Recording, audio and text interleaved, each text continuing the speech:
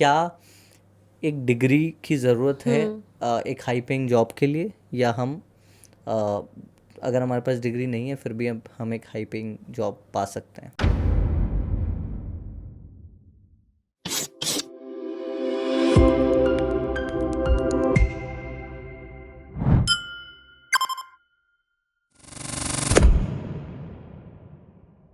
देखो, आज के डेट में बहुत सारे कंपनी हैं जो डिग्री से ज़्यादा आपके प्रैक्टिकल स्किल के हिसाब से आपको जॉब देती है, ठीक है।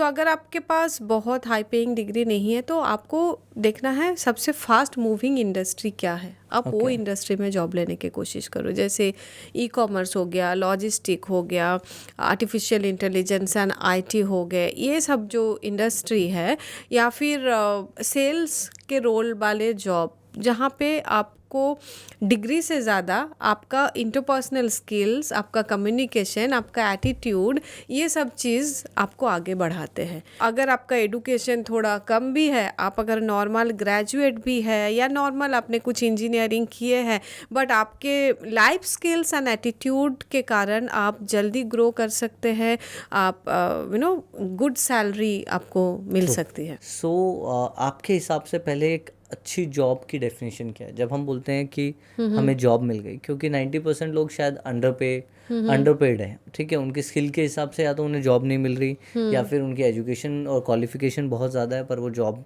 ढूंढ नहीं पा रहे, ठीक है। तो लोग खुश हो जाते हैं कि हमें जॉब मिल रही है XYZ अमाउंट की।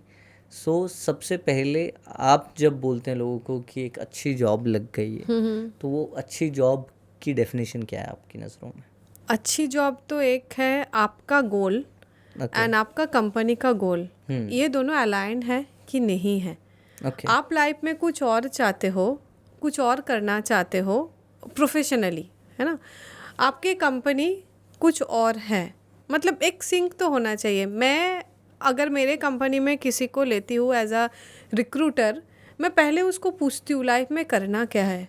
Would you love talking with humans? Would you love talking with people? लोगों को हेल्प करना अच्छा लगता है, लोगों को जॉब दिलाना अच्छा लगेगा। बहुत जन इंटरव्यू के लिए आते हैं। IT, FMCG, ई कॉमर्स जैसी ये जो डाइवर्स इंडस्ट्रीज़ हैं, जब ये रिक्रूटमेंट करते हैं, क्योंकि इनमें आजकल बहुत सारे लोग इन इंडस्ट्रीज़ की तरफ अट्रैक्ट हो रहे हैं, जब ये रिक्रूटमेंट करती हैं तो क्या ऐसी यूनिक क्वालिटी हैं जिनके ऊपर ये फोकस करते हैं? ये तीनों आपने जो बोले ना, IT, e commerce and FMCG, तीनों अलग अलग इंडस्ट्री हैं। IT के जो स्किल सेट्स होते हैं as per the companies need, अगर वो डेवलपर है तो डेवलपर को जो स्किल्स चाहिए, जो टेक्नोलॉजी उनको आनी चाहिए, या फिर अगर वो एनालिटिक्स है तो उनको जो स्किल्स चाहिए, तो IT इंडस्ट्री के जो रोल्स होते हैं उसके हिसाब से स्किल सेट होते हैं।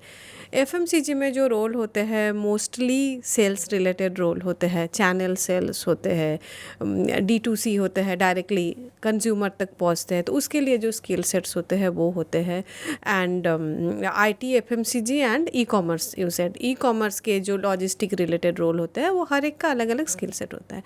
बट सब में स्किल्स तो हो गया, ये छोड़ के भी एक चीज़ हम देखते हैं जो हर इंडस्ट्री के लिए कॉमन है, जिसको हम हमारे मैनेजमेंट के भाषा में बोलते हैं KSA triangle, knowledge, skills and attitude. हमारे पास जो जॉब डिस्क्रिप्शन आते हैं उसके हिसाब से कैंडिडेट को सब नॉलेज है कि नहीं हम लोग चेक करते हैं। नॉलेज के लिए एप्टीट्यूड टेस्ट होते हैं, various kind of other analytical test होते हैं, डिपेंडिंग अपन द इंडस्ट्री, हर इंडस्ट्री के लिए अलग है। तो नॉलेज चेकिंग हो गया। देन स्किल्स, एक जॉब के लिए कुछ स्पेसिफिक स्किल सेट्स होते हैं, जैसे कि सेल्स के लिए good communication skill, good networking skill, market knowledge, जो जियोग्राफी के लिए हम लोग ले रहे हैं, अगर हम एरिया सेल्स मैनेजर ले रहे हैं या रीजनल सेल्स मैनेजर ले रहे हैं, वो जियोग्राफी के बारे में उसको जानकारी है कि नहीं, ये सब चीज़ें है कि नहीं। एंड एटीट्यूड, सही एटीट्यूड होना बहुत ज़रूरी है। अभी जब हमने स्टार्टिंग में मेंशन किया और कई बार हम सुनते भी हैं कि नए सॉफ्टवेयर्स आ गए ATS करके, क्या है ये ATS एप्लीकेशन ट्रैकिंग सिस्टम है जो हम लोग भी यूज़ करते हैं हमारे कंपनी में। जितने भी CV हमारे पास आते हैं सब कुछ पहले ATS से मिलते हैं, बिफोर मेरे टीम उनसे मिले, हमारे रिक्रूटर्स उनसे मिलने के पहले हर सीवी का मुलाकात ATS से होना ज़रूरी है। ATS का फुल फॉर्म क्या है? Application tracking system. Okay. मतलब जितने सारे एप्लीकेशन आ रहे हैं उसको सही दिशा में ट्रैक हो रहे हैं। ATS के थ्रू पहले जो भी रेज्यूम्स आते हैं, जॉब एप्लीकेशंस आते हैं, सब ATS में आते हैं। फिर ATS उनको जज करते हैं। ATS के थ्रू पार्स होने के बाद वो एक फोल्डर में आते हैं जहाँ पे उसका की स्किल्स मैचिंग होता है। की स्किल्स मैच होने के बाद रिक्रूटर के पास आता है। मतलब हम लोग भी थोड़े हमारे काम करवा रहे हैं AI से, ATS से, ठीक है। फिर हमारे रिक्रूटर्स वो CVs को देखते हैं, देख के अगर उनको सही लगते हैं देन उनसे बात करते हैं। फिर क्या ऐसा भी होता है कि कैंडिडेट कोई ना कोई गलती करते हैं अपने CV में, उसकी वजह से भी वो रिजेक्ट हो रहे हैं, उन्हें पता ही नहीं है, वो ATS उन्हें पहले रिजेक्ट कर देता है? आई कांट से गलती की क्या, वो उसका नज़रिया अलग है। बस एक मैं बात बता सकती हूँ, अगर जो स्किल के लिए हम देख रहे हैं, जो जॉब डिस्क्रिप्शन के लिए कैंडिडेट अप्लाई कर रहे हैं, उसके साथ अगर उसका CV मैच नहीं है तो ATS नहीं लेंगे। आप अगर अप्लाई कर रहे हो HR जनरलिस्ट के जॉब के लिए, आपके CV में कहीं पे भी HR जनरलिस्ट लिखा ही नहीं है, तो ATS कैसे आपको लेंगे? True. आपको लग रहा है हाँ ठीक है चलो HR के लिए भी ट्राई करूँ, मैंने तो पढ़ा है कुछ और, मैंने डिजिटल मार्केटिंग पढ़ा है, मन नहीं है डिजिटल मार्केटिंग में काम करने के लिए, मैं HR में काम करूँ। तो आपने मन में क्या सोचा, क्या अप्लाई कर रहे हो, वो हमें क्या पता? True. पहले आपको तो फोकस्ड होना है ना कि आप कौन से जॉब के लिए अप्लाई कर रहे हो।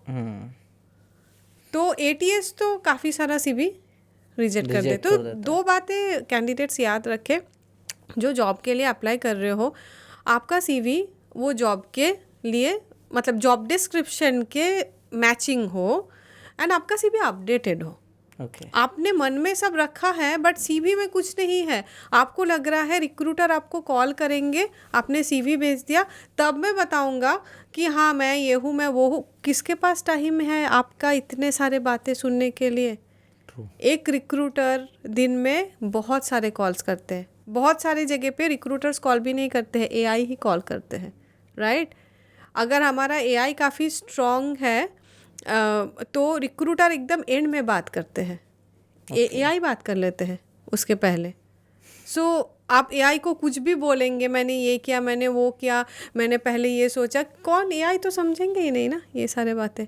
तो पहला चीज़ आपका CV ATS फ्रेंडली होने चाहिए, ठीक है? ATS फ्रेंडली से मतलब है जो जॉब डिस्क्रिप्शन है उससे आपका CV मैच करना चाहिए। हाँ, काफ़ी सारी चीज़ें हैं, जैसे कि पहले बात, बहुत सारे कैंडिडेट्स अपने CV अलग अलग फॉर्मेट में बना लेते नहीं, आप डॉक्स फॉर्मेट में या फिर PDF फॉर्मेट में CV बनाइए।